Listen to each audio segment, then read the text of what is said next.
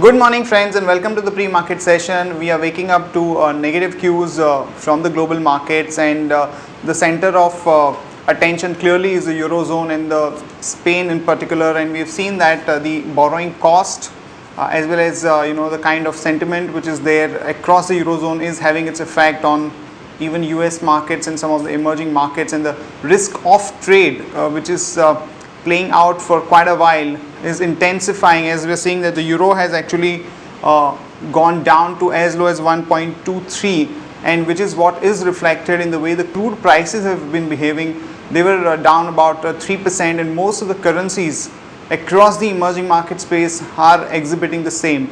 So we believe that our market, which was actually showing some kind of a recovery or a pullback somewhere around 5,000 levels, it's not getting enough strength, and we are also seeing increased volatility across the markets, and we will try and do a check with our F&O desk as to what is the outlook on the volatility going forward. When we look at the Asian markets today, again they are down anywhere from about 1.4 to almost 2%, and we believe that even SGX Nifty would close, SGX Nifty would also open somewhere around 40 points down. So today being an expiry day, an important day, we would try and see what are the possible strategies, particularly in the options that one could do in the current scenario. On that note, let me invite Shaival to take us through the F&O cues and the strategies for the market going forward. Hi Shaival. Hi. Good morning. Today is an important expiry day today. Just take us through your observations first of all on the rollovers and the outlook going forward. Yeah, good morning. See, on the rollover front, what we have seen is that day before the expiry, if we compare it to the expiry of the April series, Bank Nifty rollover stood at 37.75% and Nifty rollover stood at 44.8%. Now in yesterday's session, what we have seen is that Bank Nifty has rolled over by around 58.2 or 59% odd, which is almost slightly greater than the expectation of the market, whereas in Nifty the rollover stood at 46%, which is almost in line with the expectation. Now what has happened in last couple of trading sessions is that we have seen that the rollover cost from 5 odd points has been continuously slipping, and yesterday it's turned into a discount. So it's been clearly indicating that the rollover has majorly taken place on the shorter side of the market for the next series. Also, Shaival, what's your take on the IVs and the fact that the volatility across the other markets is on the way up? We are also having important events in the month of June. So, do you think that given the heightened volatility, we could do something for maybe next month? Yeah, see, the IVs have been majorly increasing because of 3 to 4 reasons. First of all, the global market scenario. The other thing is that rupee has been again near the all-time low. The third thing is that we are having an expiry as well as a GDP number today, which market is not expecting a great numbers today. Whereas in the June series we have number of events lined up, as you said. So due to which there is a high volatility in the market, and which has been clearly reflecting that the markets will remain uncertain and uncertainty still prevails in the market. But now if we have a look at the strikes, particular strikes on the option front, what we have seen is that 4,900 put option as well as call option of the June series, and 5,000 call option of June series and 5,100 call option of June series has been very active, pretty active in terms of percentage in open interest. Whereas for the current series, 4,800 put option and 5,000 call option has been pretty active. So what we feel is that 4,800, or as you said, that the global markets are not doing great today, so we are expecting a gap down opening in Nifty. So what we can say is that 4850, say 4850, 4870 would act as a good support for the market or for today's session, and we can see some bounce coming in the market from these levels.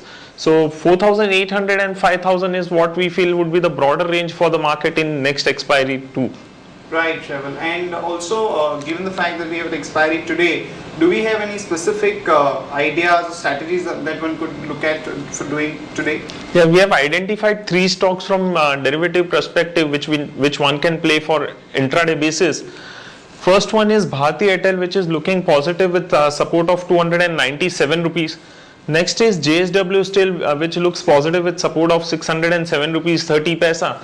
And we have also identified TCS with support of 12 to 1.30. Now TCS, what we have seen in particular last 2 to 3 session is that in spite of market being falling or sliding downward, TCS has been moving on a upper side because of the backing of rupee. So what we feel is that TCS would perform pretty well in today's trade also. Also, do you suggest that we are going to have a gap down opening? So if some of these stocks open up down, let's say about % or 2, then would it make sense to buy maybe at the money call options for somebody who wants to play for a pullback?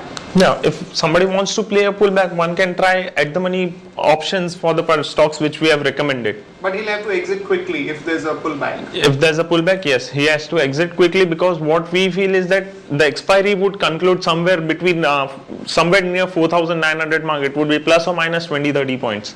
Right, and so given that the outlook is that expiry maybe somewhere close to 4,900, is there anything on the option that one could do if the market gaps down today morning?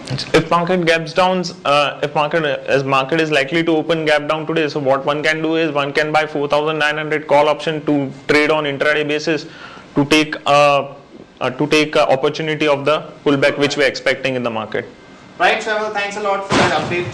Friends, in terms of other news today, GDP numbers are going to be out, and the consensus expectation is about 6.1%. Some section in the market believe that it could be somewhere around 6.6% also. So if we have that kind of a positive surprise, you might see a quick reaction given the fact that the market is going to open gap down about 40 odd points. Also friends, in terms of numbers, Sun Pharma came out with exceptionally good set of numbers, particularly because of the better performance of Taro, and we believe that there are very few companies one could hide in the current environment, given the fact that the rupee is sliding and the global environment is turning more challenging. So Sun Pharma could be one stock which would do well, and we believe that particularly investors who want to put money into good clean stories which are not going to be affected by the current environment, Sun Pharma presents a great opportunity.